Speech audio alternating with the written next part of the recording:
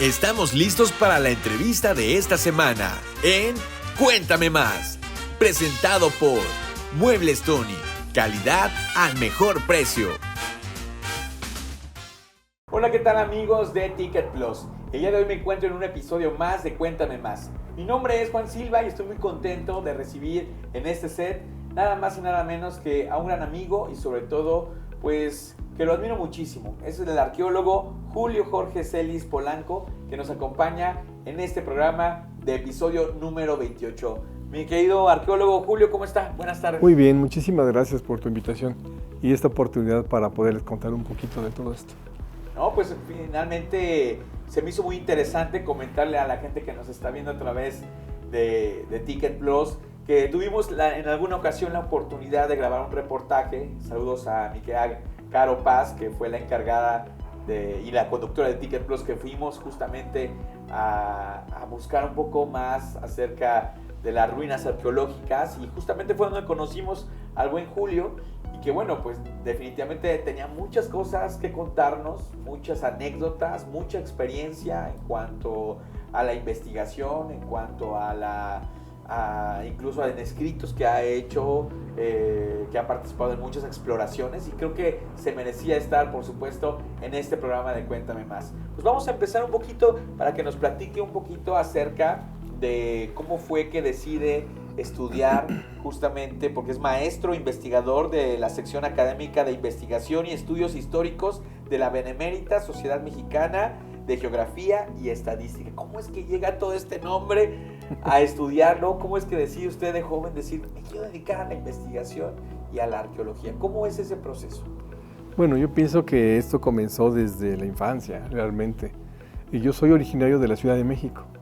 Entonces allá mi padre nos llevaba casi cada fin de semana a una zona arqueológica, a Teotihuacán, a Tula, a Tenayuca o a algún museo. Al Museo Nacional de Antropología e Historia, al Museo de la Historia del Castillo de Chapultepec o el de la Historia de la Ciudad de México. Entonces, pues yo creo que ahí nació la inquietud por conocer más del pasado y empezar a apreciar todos estos vestigios que los pueblos antiguos fueron dejando. Y entonces esa emoción por saber más, por conocer más, y fue ahí donde nació esa inquietud por estudiar esto. ¿Dónde realiza sus estudios y cuántos años estudia arqueología? Bueno, arqueología se estudian 5 años en la Escuela Nacional de Antropología e Historia, que es del INA, del Instituto Nacional de Antropología e Historia. Entonces salimos como licenciados en arqueología y después hacemos posgrados, maestrías, doctorados y todo eso. ¿Usted realizó alguna maestría o se especializó en algo, o ya estando como arqueólogo le empezó a interesar ciertos temas? No, ya desde antes, mucho antes de titularme como arqueólogo, ya estaba yo desarrollando toda una línea de investigación y especializándome en la lectura de códices, en la arqueoastronomía, en la arqueoespeleología, en diferentes ramas del conocimiento antropológico, antropología social etnográfica y la misma historia, también soy historiador. Entonces ya tenía yo una línea de investigación casi desde el segundo semestre de la carrera. Ok. Me imagino que, bueno, la lectura es parte fundamental y sí. No sé cuáles serían los retos de un arqueólogo o de un investigador, sabiendo que no puedes partir de nada porque al contrario lo vas a descubrir, ¿no? Como a lo mejor de ciertos vestigios, de ciertas investigaciones de alguien más seguramente, para partir de ahí y empezar a descubrir. ¿Es un proceso difícil el ser arqueólogo? Sí, tienes que, como tú dices, leer mucho, tener mucha capacidad de síntesis, capacidad de análisis y todo ese bagaje de información, llevarlo al campo. Antes de llegar a un lugar a investigar, físicamente ya tuviste todo un antecedente de investigación bibliográfica, que es lo que se llama gabinete, estudio de gabinete, donde tienes que recabar toda la información que exista sobre el sitio en cuestión. Hay veces que hay mucha información, a veces la información es vastísima. Por ejemplo, si vas a trabajar Teotihuacán, pues hay bibliotecas enteras de puro Teotihuacán. Pero hay veces que vas a empezar de cero, como a mí me ocurrió con el Teoculhuacán en Chicomostoc, el Cerro del Culiacán, no había nada. Absolutamente, da unos cuantos renglones, unas cuantas menciones, todo lo tuve que investigar, todo lo tuve que escribir. Entonces fue mucho trabajo de campo, de recuperación de datos. podría decir que entonces esta investigación del Cerro del Culiacán fue como una de sus principales o más importantes investigaciones, o los que le ha dedicado más años de investigación. Sí, efectivamente. En 1987 a la fecha he estado investigando todo esto. Paralelamente, pues estuve en la zona maya, estuve en Teotihuacán varios años, en Templo Mayor. Me tocó explorar megafauna. En Tlalnepantla sacamos restos de mamut. Y en otras zonas arqueológicas, mucho del occidente de México, Nayarit, Jalisco, casi todo el estado de México, las altas montañas, los volcanes también. Ahorita, bueno, regresando un poquito más a todas las que nos empezó a aventar de muchas experiencias, me fascina esa que acabo de escuchar ahora, ¿no? Lo del mamut que se pudo encontrar, no sabía dónde y le iba a preguntar, entonces fue en la Ciudad de México. En el norte de la Ciudad de México. ¿Cómo fue que se integró a esa investigación? ¿Lo mandan llamar? ¿Usted, sí, no, lo que sucede es de que son cosas curiosas que suceden, ¿no? Como pasó ahora en el AIFA con los mamuts, se va a hacer una obra, una infraestructura. Y de accidente, cuando empiezan a entrar las máquinas, empiezan a salir los restos óseos del mamut, salieron las defensas, los colmillos. Entonces paran la obra y se pide a la subdirección de salvamento arqueológico que mande arqueólogos a investigar. Entonces ya llegamos los arqueólogos, checamos que sí es megafauna, que sí son huesos de mamut. Entonces se cierra la obra y se empieza la investigación de recuperación de los vestigios del sitio. Entonces en esa ocasión recuerdo que era una especie como de panteón porque había muchos mamuts, pero también había otros animales, había lobo prehistórico, había milodón. Milodón es una especie como de un perezoso gigantesco, más grande que un oso. Entonces, y varias especies estuvimos rescatando como si fuera... ¿Cómo lo determinan? ¿Cómo saber que esta estructura ósea que encontraron pertenece a tal animal o tal animal? Porque en esa ocasión también contábamos con biólogos de la UNAM y paleontólogos. Los paleontólogos de la UNAM, que son biólogos, nos decían esta especie corresponde a esto, y eso también nos servía de comparsa y de apoyo entre nosotros, los científicos. Después de esta investigación de lo del mamut, que se me hace interesante, ¿cómo fue que llega a su ser el querer investigar del Cerro del Culiacán, puesto que usted estaba en México y bueno, el Cerro del Culiacán está acá en Guanajuato? ¿Cómo es que hace ese nexo en decir, me interesa ese? ¿Por qué ese cerro? Bueno, lo que sucede es de que cuando estudio ya los mamuts, todo eso, yo ya tenía mucho adelantado de la investigación del Culiacán. O sea, esto comenzó en el 87, el mamut fue con el año 2000. El año 2000 es cuando exploramos el mamut, pero yo ya conocía el Cerro del Culiacán, ya lo tenía ubicado, ya había comenzado muchos años atrás la investigación. Todo comenzó cuando llega una propuesta de desarrollo científico a la Escuela Nacional de Antropología e Historia, a la ENA, que se llamaba Arqueología de Alta Montaña, donde los arqueólogos subíamos a las altas cotas de nivel, a las altas alturas, a las grandes montañas, a las altas montañas, donde estaban los glaciares, y ahí descubrimos que había zonas arqueológicas. Por ejemplo, a más de 5.400 metros de altura, en el pecho del Iztaccíhuatl, se encontró una zona arqueológica de ofrenda. Y encontramos las ofrendas que llevaron los mexicas, y quizá anteriores de los toltecas, o quizás hasta teotihuacanos. Estamos hablando por lo menos unos 2000 años antes de Cristo, ya subían a las altas montañas a dejar ofrendas a los dioses de la lluvia. Y no nada más en el Iztaccíhuatl, en el Popocatépetl, el Pico de Orizaba, el Cofre de Perote, la Malinche, las grandes montañas de México. Y como te digo, como hacemos una investigación lo más completa posible y vamos a gabinete, en este caso fuimos a los códices. Los códices que ahora los conocemos como códices, su nombre original son amochtlis, que son libros de pinturas. Recordemos que los antiguos mexicanos escribían por dibujos, la pictografía. Entonces pues también tuvimos que aprender a leer códices, a aprender un poco el idioma náhuatl para poder leer los códices, y veíamos que estaba representado las montañas y los cerros. Así el Popocatépetl, el Iztaccíhuatl o el Pico de Orizaba, el Citlaltépetl, estaban representados en sus libros. Y entre esos libros, entre esas representaciones, me encuentro uno que llama mucho mi atención, llamado el Teoculhuacán Chicomostoc. Y cuando yo digo y pregunto a los colegas, a los maestros, bueno, ¿y esta montaña dónde se encuentra? Me dicen, no, es que esta montaña no existe, es una metáfora, es una idea que no es real. Entonces sigo investigando y veo que según las crónicas, las leyendas, la mitología náhuatl, nos habla que de ahí salieron las 7 tribus nahuatlacas, entre ellos los aztecas, para fundar México. Y que era muy importante dentro de la cosmovisión, esta visión del cosmos, del universo de los antiguos mexicanos. Esta montaña era más importante que el mismo Aztaccíhuatl de Popocatépetl, por la carga simbólica, mítico, mágico y religiosa que tenía esta montaña. Dije, no es posible que la montaña más importante, simbólicamente hablando, no exista. Entonces me di a la tarea de investigar. Y me doy cuenta que hay muchas propuestas.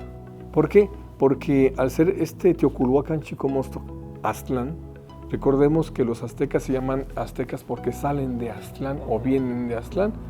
Entonces me pongo a investigar y veo que hay muchas propuestas de dónde está el Aztlán, y dónde está el Chicomostoc, y dónde está el Teoculhuacán. Muchos investigadores lo buscaban por separado. Entonces, por ejemplo, en Mezcaltitán, Nayarit, se dice que estaba el Aztlán. Voy ahí, hacemos excavaciones en 1989 y no encontramos los vestigios arqueológicos que nos denotara que fueran los ancestros de los aztecas. No había. Y ya lo sospechábamos porque anteriormente ya habíamos investigado quién lo dijo, por qué lo dijo, en qué se basaron para decir que el Isla Mezcaltitán era, y vimos que era una propuesta completamente política, de conveniencia política nada más. Dedazo político, el presidente José López Portillo dijo aquí, por sus intereses, aquí es Aztlán, y ya, sin mayor investigación. Para promover turismo. Turismo, y sí, entonces investigamos antropológicamente, arqueológicamente, no había vestigios realmente que pudiese sostener esa propuesta. Estaban forzando todas las cosas. ¿Cómo se siente un arqueólogo después de decir, bueno, hago esta investigación, finalmente, bueno, se realizó y comprobaron que no había, pero de algún modo llega un poco de decepción o de algún modo también satisfacción decir, investigamos, pero hoy sabemos que gracias a nuestra investigación, ahí en Nayarit no hay este tipo de vestigios, ¿no? Pues eso nos pasa. Sé que representó tiempo, investigación. Sí, no. Y deja de eso, el gobernador del estado en ese entonces nos pagó para hacer la investigación. Entonces, cuando fuimos con el informe científico con el gobernador a decirle, mire, de aquí no salieron los aztecas, pues casi nos quema, nos lincha. Nos obligó, nos decía que si no decíamos que de ahí habían salido los aztecas, nosotros no íbamos a salir de ahí. Entonces, y por sus pistolas así lo hizo, que la cuna de la mexicanidad está en Nayarit, hizo la feria de la mexicanidad y quién sabe cuántas cosas, que es un fraude. Y tú vas ahorita a Nayarit y lo siguen sosteniendo, la gente se puso la camiseta de aquí es el origen, de ahí salieron los aztecas. Es un fraude del tamaño del mundo, sostenido por el mismo gobierno. Entonces, a mí realmente me motivó a seguir buscando. Dije, bueno, ya sé que no es aquí, científicamente no es aquí, no hay datos. Fui a la siguiente propuesta, que era en la Quemada Zacatecas, donde también actualmente tú vas y te dice que ahí está Chicomostoc.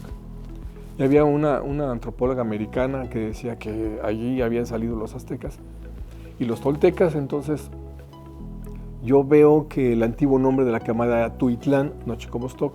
La cerámica no correspondía en cultura, en calidad, en cantidad tampoco, ni la arquitectura, y no me supo decir realmente. Un argumento científico no tenía. Porque le gustaba, que porque le había invertido mucho dinero y tiempo y nada más, pero pues eso no era lógico.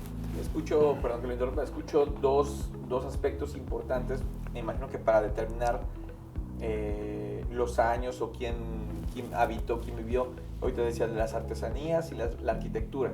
¿Hay algunos otros aspectos que toma en cuenta el arqueólogo o el investigador para predeterminar este tipo de investigación? Sí, mira, yo tuve que echar mano a diferentes disciplinas antropológicas.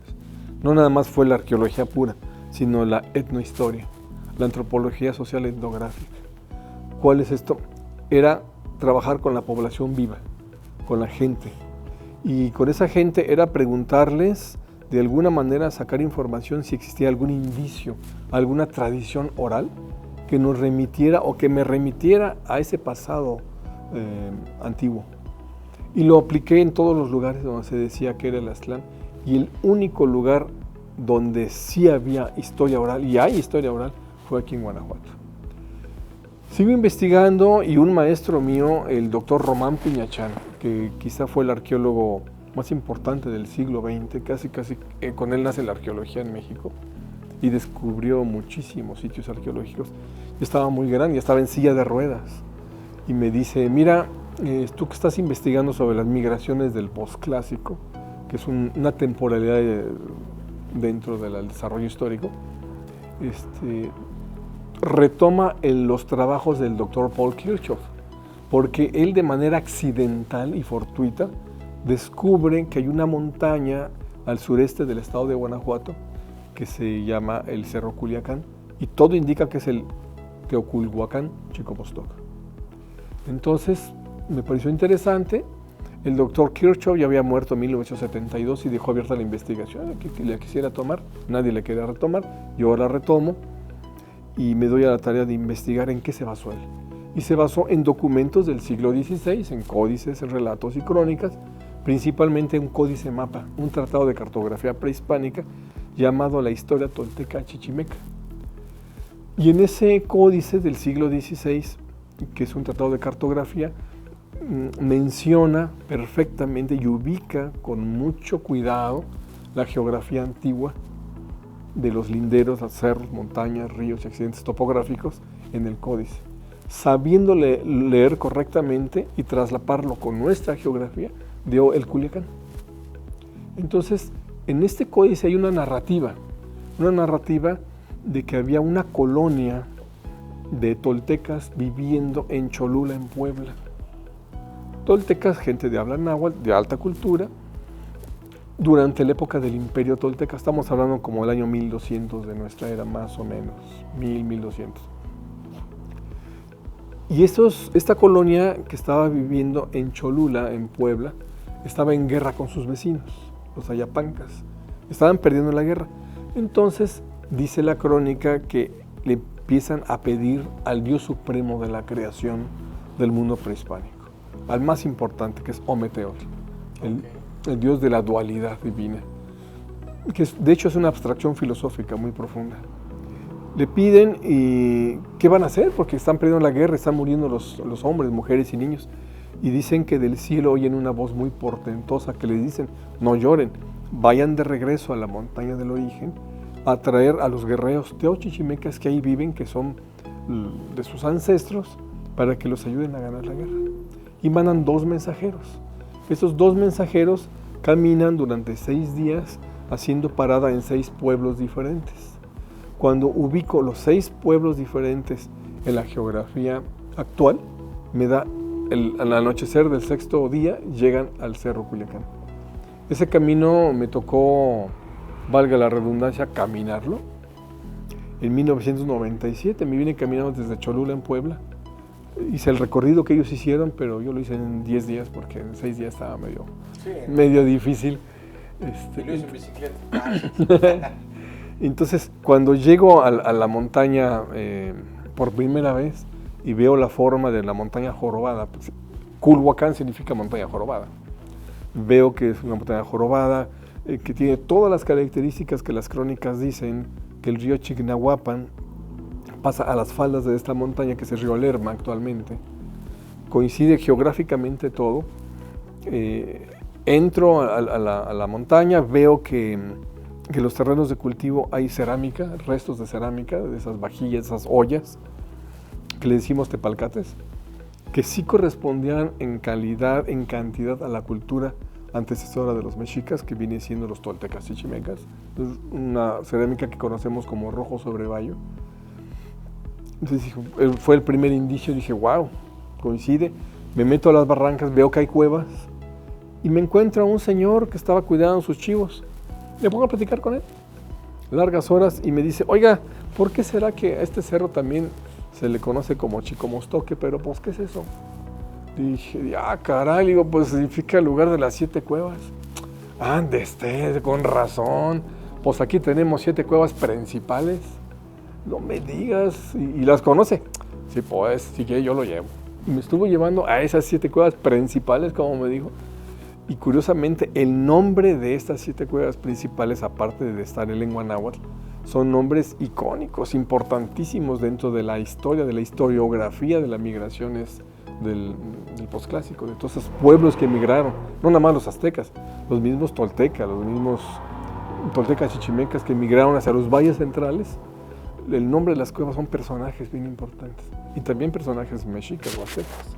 Pues todo empezó a coincidir, todo empezó a armar este rompecabezas. Ese rompecabezas empezó. La investigación llegó a Guanajuato, y yo creo que fue para usted literal, pues no la mina de oro, pero sí de algún modo fue algo muy valioso ese señor que confirmaba. Claro, sí, claro. Pocas personas, seguramente pues era un abuelo que seguramente su abuelo le había comentado. No, pues déjame y te platico. Sucede de que en las crónicas antiguas, en los códices, se menciona que de una de las cuevas del Chicomostoc sale un águila. Esta águila se para en un árbol, en los códices y las crónicas como de Fernando Alvarado Tezosomoca. Y el águila habla y les convence al pueblo para que la siguieran, y ya les iba a decir dónde fundar México. Y la siguen. Pues me encuentro un viejito también en Cañada de Caracheo, que es un pueblo que está al pie de la montaña, ya hace como 20 años, y platicando igual de las leyendas que sabía de las cuevas, sabía algo. Me dice ya medio inquieto, medio desesperado, dice, que Aztepos, ¿qué no sabe que el águila de la bandera salió de aquí? Digo, no, a ver, cuénteme eso, ¿cómo está eso? Mire, estaba yo ancinita cuando mi bisabuelo me dijo que de la cueva del Tepozán salió un águila bien grandona y se vino a parar en este árbol viejo, en el ahuehuete. Oiga, que es que el águila hablaba. No me diga, yo me empecé a ir para atrás. Quién sabe qué les dijo, pero los convenció, porque aquí iban a fundar México. Pero se los llevó para allá y allá fundaron México. Y esa historia, pues fue ahora sí que la historia culminante que me amarró, que lo que me están diciendo las crónicas y códices con la historia oral tenía una correspondencia directa. Los últimos 500 años, de generación en generación, pasó hasta nuestros días, de boca en boca, esta historia. Investigo en los demás pueblos de los 14 comunidades o pueblos que están alrededor de la montaña, y resulta que efectivamente todos conocían más o menos la historia con sus variantes, de que de una de las cuevas salió un águila y se los llevó a fundar México. De hecho, la cueva del Tepozán, como que me dijo ese señor, la conozco, está ubicada dentro de estas 7 cuevas de Chicomostoc. Entonces, todo coincidió. ¿Qué satisfacción le deja una gran cantidad de inversión de tiempo, de sacrificios, incluso familiares, me imagino, sí, hasta encontrar esto? Porque bueno, me imagino que después ya se cambió a vivir para acá para poder investigar más acerca de eso, ¿no? Sí. ¿Y cómo fue avanzando esta investigación de tal manera que nos tocó a nosotros poder visitar justamente esas cuevas? ¿Cómo fue este avance después de esos testimonios que encontró? Sí, no, lo que pasa es de que una vez, ya estando aquí, a partir de 2003, 2004 principalmente, ya me ubico aquí primero en Celaya, después voy a Cortázar, empiezo a recorrer el cerro palmo a palmo, barranca por barranca, las 30 barrancas de los 3 municipios que dividen el cerro, que es Cortázar, Jaral, Del Progreso y Salvatierra. Y me dedico a caminarlo, a perderme en sus barrancas, a conocer las cuevas, no nada más las 7 cuevas principales, sino aproximadamente entre cuevas así grandes, nichos rocosos y abrigos, hay unas 300 más o menos, son muchísimos, pero las hay. Y sigo investigando, de hecho sigo investigando cada cueva. Yo quería decir, ¿no? ¿Hasta qué punto ya investigó la totalidad de las cuevas? ¿O siempre la investigación nunca termina? No, pues hasta ahorita no ha terminado. Saco la primera edición de mi libro de esta investigación que se llama La montaña donde nació el pueblo del sol. Recordemos que el pueblo del sol es el pueblo mexica o azteca. La montaña donde nació el pueblo del sol. La primera edición fue en el 2005 por el Tecnológico de Celaya, y ahorita ya voy en la 9ª edición. Entonces, pero ahorita está en PDF, en electrónico. El libro creció muchísimo. Sigo vertiendo todos los nuevos descubrimientos e investigaciones que hago, lo sigo poniendo en este libro. Y otras universidades se empezaron a interesar. Empezaron a buscar este Aztlán, este lugar del origen de los aztecas, pero desde el punto de vista de la biología humana, del genoma humano, del ADN. Entonces, fueron 4 universidades, 2 se unieron por diferente parte. Por un lado, la Universidad de la Patagonia de Argentina y de Barcelona en España se unen para venir a hacer un estudio de frenología y de ADN. Y por otro lado, la Universidad de Tucson, Arizona y de Denver en Colorado, igual. Toman muestras de ADN mitocondrial de los restos óseos en Tlatelolco y Templo Mayor, de los restos directos de los aztecas, de los mexicas. El resultado fue para ellos sorprendente, para mí fue comprobatorio. Que la gente del Bajío de Guanajuato es los ancestros directos biológicos del imperio mexica, del Templo Mayor, del azteca. Entonces, por eso es que el doctor Miguel León Portilla, el historiador más importante del siglo XX en México, por parte de la UNAM lo publica, que efectivamente el Cerro del Culiacán es el Teoculhuacán Chicomostoc de las crónicas antiguas. Ya no está perdido en la geografía, es una realidad tangible.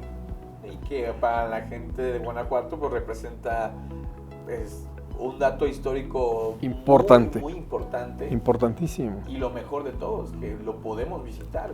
Claro, tuvimos sí. la oportunidad de tener una expedición justamente con usted, sí. y la recuerdo, y aunque fue muy cansada, fue muy divertida y fue muy gratificante, muy histórica, paisajes preciosos. Me queda claro que es una experiencia total. Me imagino que ya, avanzó la investigación y hoy ya puedes tener detectadas las 7 cuevas? Sí, detectada perfectamente las 7 cuevas y muchas más. Después de caminar casi 20 años la montaña, de caminarla, pues organicé 25 rutas diferentes de visita, donde se alcanzan a ver las 7 cuevas y muchísimas más, y zonas arqueológicas. Podemos decir que son como 25 formas de entrar a la montaña, sí, por diferentes partes. Al Cerro del Culiacán. A conocer todo lo que el Culiacán tiene, que es muchísimo. Y eso que muchas rutas realmente no las agotábamos completamente, porque la gente, pues, a veces no tiene la condición física, porque sí es muy demandante el cerro, es muy fuerte.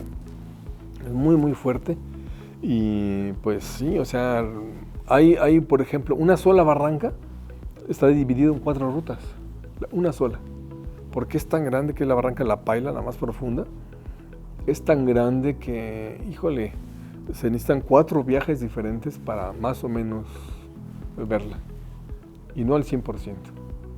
Entonces, imagínate el tamaño que tiene la montaña.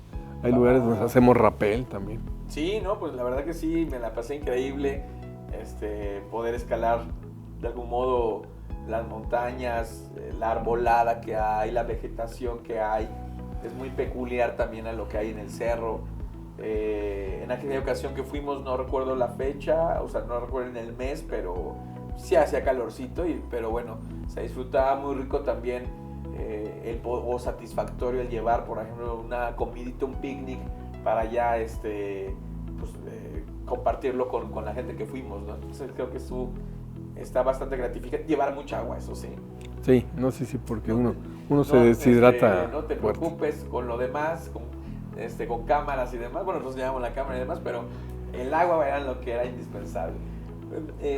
Arqueólogo, platícanos un poquito, ¿dónde podemos encontrar su libro?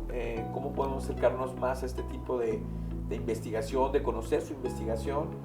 Y si también siguen activos los paseos para que la gente que nos esté viendo también se pueda interesar y pues pueda conocer estas 7 o más cuevas con estas 25 rutas diferentes que usted ha descubierto. Sí, mira, mi libro normalmente ahorita lo estoy vendiendo en PDF, en electrónico, porque sí sale bastante carito imprimirlo. No, y más que le ha metido más información. Sí, ya son más de 500 páginas, casi 550 páginas, pues ya está grandecito. Pero he procurado que sea una lectura muy sencilla, con muchísimas imágenes, muchísimas fotos de todos los códices, documentos, cuevas, parajes, barrancas. O sea, cada barranca por barranca los voy describiendo y veo lo que hay, aparte de toda la investigación histórica. Entonces, por uno de mi WhatsApp, muchas veces lo publico en el Facebook.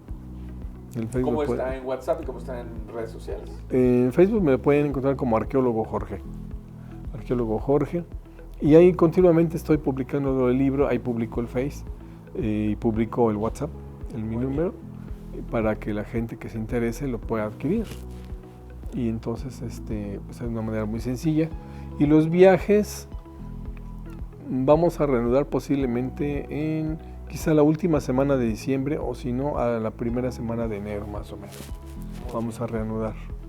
Bueno, igual para que la gente se mantenga al pendiente en sus redes sociales para estar viendo cuándo se van a realizar estos recorridos. Yo la verdad se los recomiendo. Tuvimos la experiencia de llevar un reportaje Ticket justamente en esta zona arqueológica y bueno, pues conocer un poquito más del Cerro del Culiacán. A lo mejor lo vemos, ¿no? Sabemos que están las antenas de televisión, pero de repente no más conocemos, ¿no? Y yo creo que es una experiencia bastante gratificante. Me tocó ver al arqueólogo Jorge en acción, va muy preparado, él va caminando la ruta, pues ahora es que ya finalmente, como usted lo dice, 20 años recorriendo los mismos paisajes, pues ya sabe dónde sí pisar, dónde no pisar, por dónde ir y demás. Creo que es una experiencia muy satisfactoria, única, y se la recomiendo, por supuesto. Un dominguito, yo fui un domingo, entonces sí, los domingos está bastante padre hacer algo diferente, ya para que no digas, no hay que hacer, es que no hay más que hacer. Bueno, esta sería una muy buena oportunidad. Sí, además es algo familiar, pueden ir hasta niños de 7 años arriba. Más chiquitos no es muy recomendable porque los papás terminan cargándolos todo el tiempo. Y como si hay ocasiones en las que sí hay que estar como haciendo brincos y demás, así creo que a lo mejor alguien ya más grandecito, ya yo creo que sí pueda tener la movilidad, la flexibilidad para poder y un poquito de condición física, porque hay partes que sí.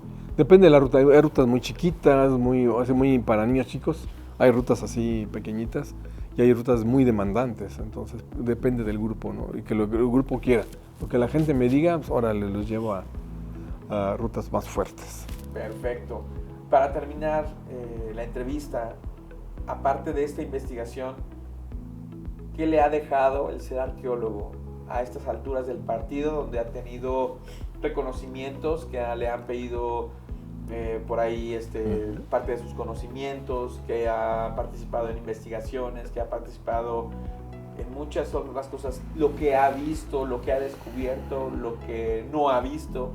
¿Qué le deja a Julio Jorge Celis Polanco el haber sido arqueólogo? Pues ahora sí que me deja una gran satisfacción de haber encontrado y descubierto cosas que son, al menos yo sí lo veo, de utilidad en la conciencia de las personas. Porque, por ejemplo, yo veo que muchos compañeros arqueólogos se quedan con mucho de su información y no la quieren compartir. Entonces, a mí me gusta compartir, porque es algo tan importante. Cuando saqué mi primera edición del libro me decían que no la sacara, que porque, ¿cómo iba a decir? En ese entonces, año 2000, acaba de entrar el presidente Vicente Fox. Me dicen, no, pues ¿cómo vas a salir que el origen está en Guanajuato, el presidente es de Guanajuato, espérate unos 10, 15 años, por cuestiones políticas. Dije, pues es que no se vale.